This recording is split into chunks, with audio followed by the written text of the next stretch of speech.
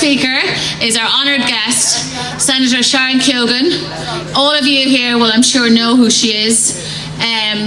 She was the first politician in either house to speak up on these issues. And now we have a tiny handful who do so, but it's taken them a year or two. And even those who agree with us, necessarily, they won't spend the political currency. Senator Keogan has taken bullets for all of us. Sharon, you've become a friend and a mentor to all of us. Thank you so much for your peerless courage, grace, authenticity in speaking up now and always for women and children. Senator Sharon Keogan. Thank you, Leisha.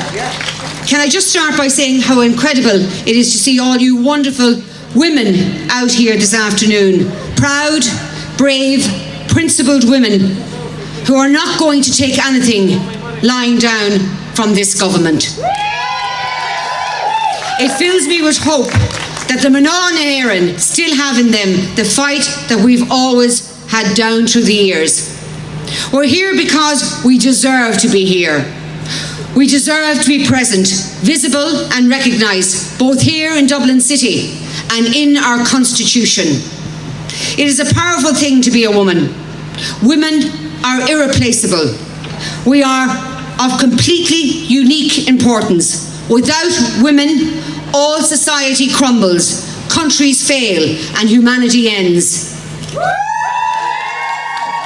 And yet, there are those who refuse to recognise the value of motherhood and womanhood, who believe that what it is to be a woman can be worn as a costume, that our uniqueness can be parodied and co-opted in a cruel mockery of nature's perfection.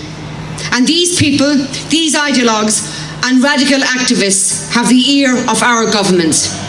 Down to the man, each member of this government has been either entirely ideologically captured or is simply too cowardly to step up and stand out for fear of losing their paycheck. And so they want to remove us from the Constitution of Ireland, the foundational document which lays out our rights as citizens of a sovereign land that our ancestors fought and died for. What would the patriots and the martyrs think of the current government, which has no qualms in defiling Bunreacht na hÉireann to engage in empty virtue signalling about how accepting, inclusive and progressive they are? The government's proposed changes will do zero, nothing to help women or carers. The only impact these changes would have would be entirely unknown legal knock-on effects for social welfare, taxation, succession and immigration and family law. The government doesn't know the impact of these changes and what they will be because it's waived pre-legislative scrutiny for both of them, meaning that their own lawyers didn't even get a chance to go over the law. It was rushed through the Dáil and the Seanad and accepted no feedback, no changes, because they had to plough ahead in order to meet their arbitrary referendum date, chosen as a political cheap trick. The public at large has been fed a cock and bull story about this referendum, about how the woman's place is in the home, feeding into the popular misconception that the Constitution contains some provision along these lines, when in fact we know that what exists is a protection for women who wish to work in the home and serve this country by raising a family. The funny thing is that the government recently set up a national counter-disinformation strategy working group, but of course the identification of misinformation or disinformation only goes one way.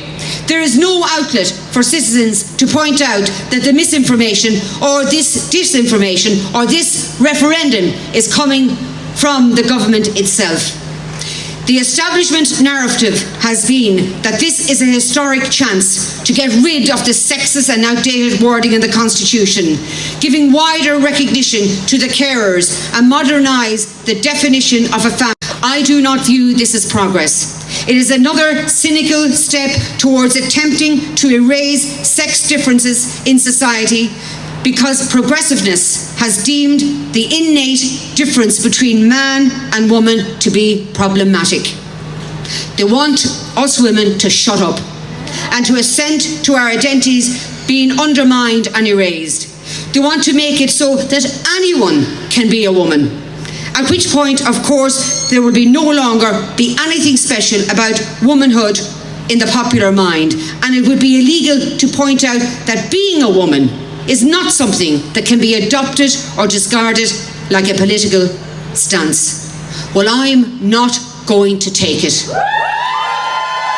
And you shouldn't take it either. So keep standing up, keep speaking out, and tell every woman that you know, your mothers, your sisters, your daughters, your grandmothers, to get out and vote no to this Constitution on March the 8th. Vote no, no.